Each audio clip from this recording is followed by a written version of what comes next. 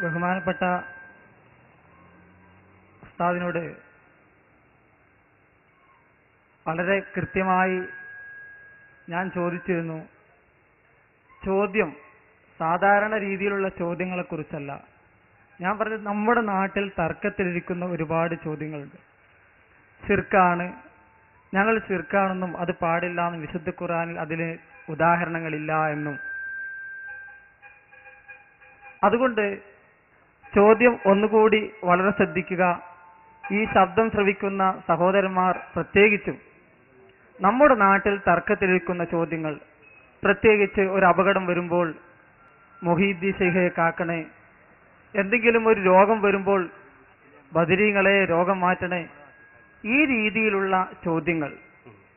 ഈ ചോദ്യങ്ങൾ, ഇത്തരം ഒരു ചോദ്യത്തിന് ഒരു ഉദാഹരണമുള്ള ആ രീതിയിലുള്ള ഒരു ഉദാഹരണമാണ് ഞാൻ ചോദിച്ചത്. അതുകൊണ്ട് ആ രീതിയിലുള്ള ഒരു ഉദാഹരണമാണ് വിശുദ്ധ ഖുർആനിൽ നിന്ന് ഓതിത്തരേണ്ടത്. ഇപ്പോ നേരത്തെ അദ്ദേഹം ചോദിച്ചത് തർക്കത്തിലിരിക്കുന്ന ഇസ്തിഗാസ, അതിന് വിശുദ്ധ ഖുർആനിൽ ഒരായത്ത് ചോദിച്ചു.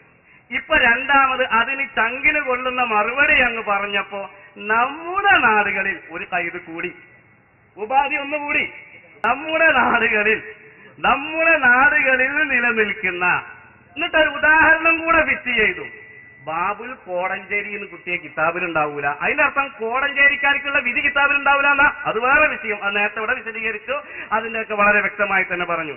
ഏതായിരുന്നാലും തർക്കത്തിലിരിക്കുന്ന ഇസ്തിഗാസ എന്ന് പറഞ്ഞിട്ട് ഉദാഹരണം ചെയ്ത നമ്മുടെ നാട്ടില് ഏതാ തർക്കത്തിലിരിക്കുന്നത് എന്നുള്ളത് വളരെ വ്യക്തമായി മുജാഹിദിന്റെ ബുക്ക് തന്നെ പറഞ്ഞില്ലേ. ആ മുജാഹിദിന്റെ ബുക്ക് ഇതാ ഒന്നുകൂടെ വായിച്ചായിരുന്നു. ഏതാ തർക്കത്തിലിരിക്കുന്നത്?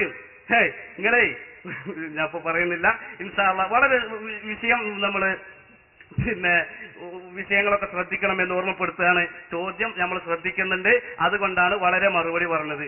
ഈ ഇവിടെ നമ്മളെ പുസ്തകത്തിൽ കുഞ്ഞീത് മതിന് എഴുതിയത് മാസറീത്ത് സിയാസല്ല. അത് എവിടുത്തേറിയോ കുഞ്ഞുട്ടിയെ ഇങ്ങോട്ട് നോക്ക്, അത് എവിടുത്തേറിയോ?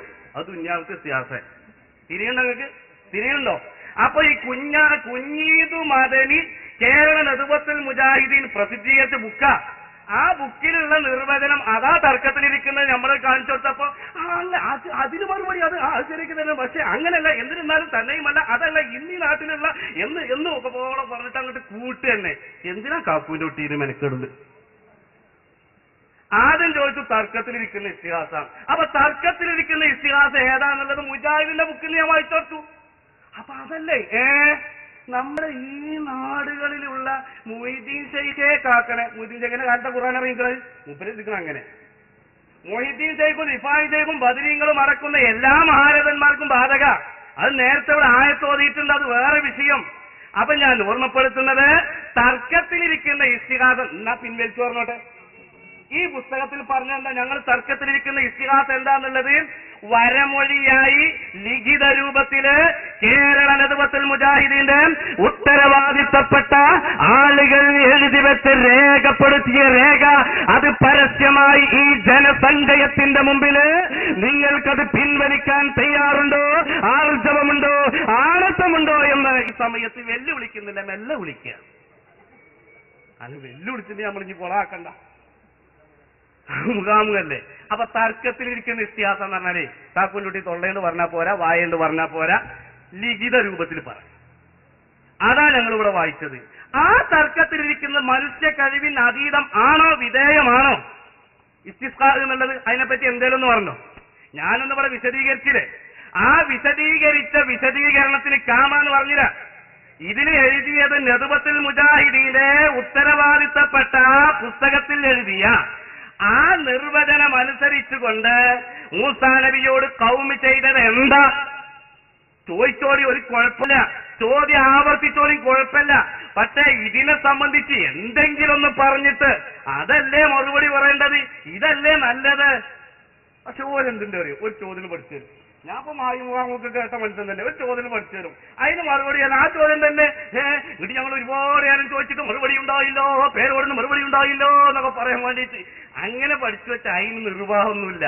അപ്പൊ കാക്കുവിന്റെ കുട്ടിയോട് സുന്നത്ത് ജമാഅത്തിന്റെ പണ്ഡിതന്മാരോട് എല്ലാവരോടും വളരെ വ്യക്തമായി ശ്രദ്ധിക്കാൻ ഓർമ്മപ്പെടുത്തുന്നതോടൊപ്പം എന്റെ പ്രിയപ്പെട്ട സഹോദര, തർക്കത്തിലിരിക്കുന്ന ഇസ്തിഹാസ എന്താണ് എന്ന് നിങ്ങളുടെ പുസ്തകത്തിൽ നിന്ന് വായിച്ചിട്ടുണ്ട്. ആ നിർവചനത്തിന്റെ പുറത്തോ അകത്തോ വിശദീകരിക്കണം. ചോദ്യം ആവർത്തിച്ചൊരു കുഴപ്പമില്ല. സുന്നത്ത് ജമാഅത്തിനെ സംബന്ധിച്ചിടത്തോളം ആചാരങ്ങളും അനുഷ്ഠാനങ്ങളും കർമ്മമൊക്കെ പ്രമാണബദ്ധമായി സമുദായത്തിന്റെ മുമ്പിൽ സമർപ്പിക്കാൻ നിയുക്തരാണ് എന്ന് ഓർമ്മപ്പെടുത്തുന്നു. അതിന് തയ്യാറാണ്. അതുകൊണ്ട് അങ്ങനെ ആവണം എന്ന് സഹോദരനോട് ഓർമ്മപ്പെടുത്തുകയാണ്.